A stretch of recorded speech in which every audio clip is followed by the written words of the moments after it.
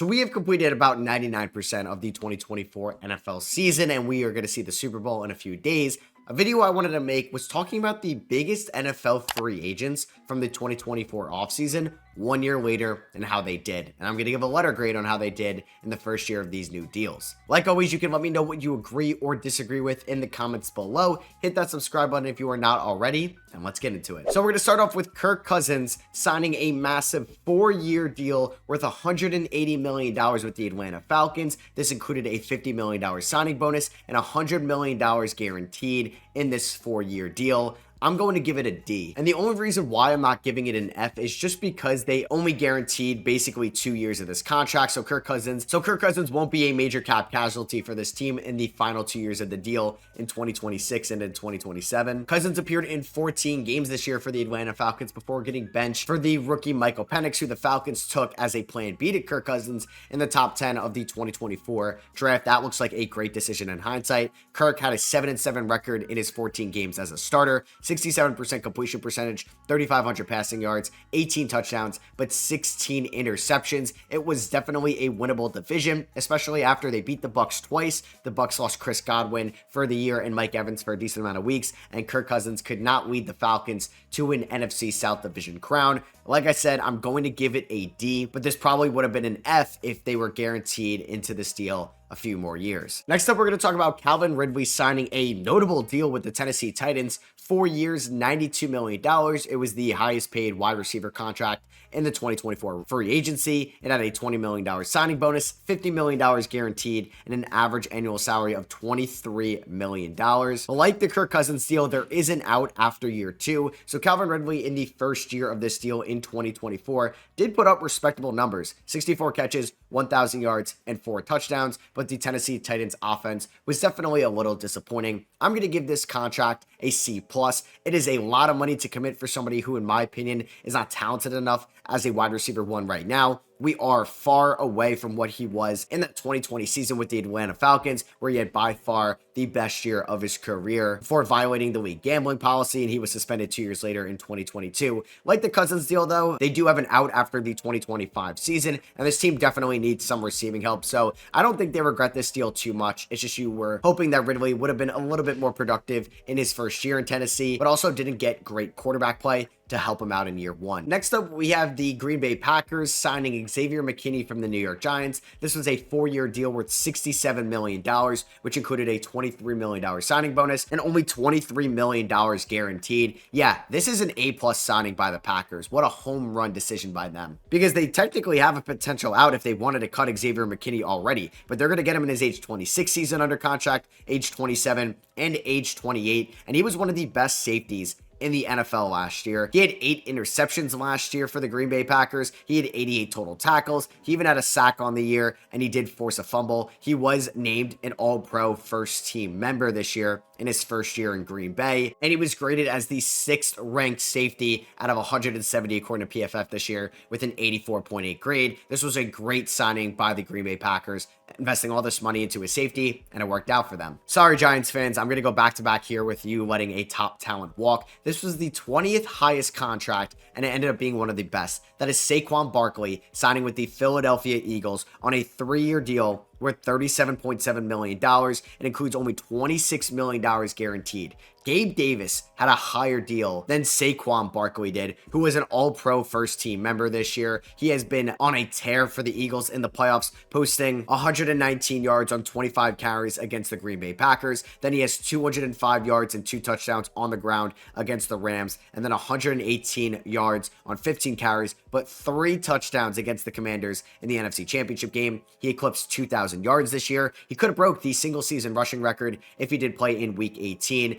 345 rushing attempts, led the NFL, 125 yards per game, also led the NFL, 13 rushing touchdowns. And just think about if Jalen Hurts didn't steal all those touchdowns from him with the tush push, how many rushing touchdowns Saquon could have had in his age 27 season. It was one of the best running back seasons we have seen of all time. So this is an A+ signing by the Philadelphia Eagles. And honestly, if I can give it an A++, I would, because this was a home run signing by Howie Roseman and the Eagles front office. The second highest AAV contract that was signed was Christian Wilkins going to the Las Vegas Raiders from the Miami Dolphins. This was a massive 4-year deal worth $110 million, which includes $82 million guaranteed. But Christian Wilkins' 2024 NFL season was cut short after 5 games. With the Las Vegas Raiders, he only had 2 sacks, 11 solo tackles. So I'm just going to give it a C this year because he did play really well in week 1 against the LA Chargers. He finished up strong in his last 2 games of the season. It's just we didn't see a ton from Christian Wilkins in his first year in Las Vegas. I'm keeping an eye, though, on this contract because he has a massive cap hit of $33 million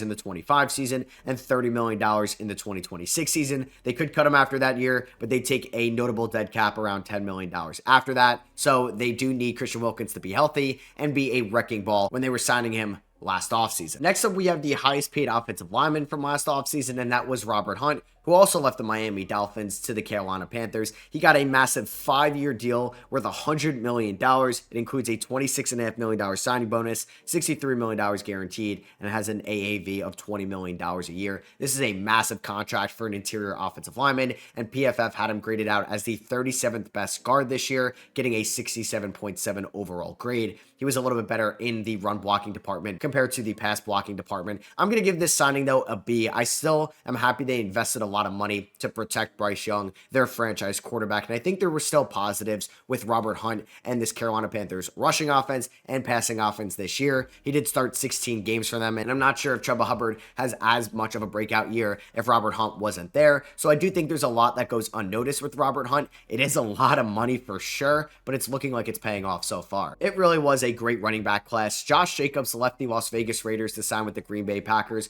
on a 4-year deal worth $48 million, which only included $12 million of guaranteed money. Well, Josh Jacobs earned every bit of that guaranteed money just this season alone. He had over 300 rushes this year, 1,329 yards. He did have 15 rushing touchdowns as well, and got the first receiving touchdown of his career this year with the Packers. Yeah, he didn't have a single receiving touchdown in 5 years in Oakland and Las Vegas. He finally got one this year. He played well against the Eagles during the wild card weekend, and it looks like Green Bay did very well in free agency last offseason, getting Xavier McKinney and getting an RB1 for Jordan Love in this Packers offense. The fact that he only went for $16 million and $9 million guaranteed is mind-blowing. Derrick Henry signing that 2-year, $16 million deal with the Baltimore Ravens, it's an easy A+. This was arguably the best year of Derrick Henry's career, and he's 31 years old. He is not slowing down anytime soon. He had 1,921 yards on the ground, 16 rushing touchdowns. He averaged 113 yards per game and just made this Baltimore Ravens rushing attack even more elite. By far the best running back that Lamar Jackson has ever played with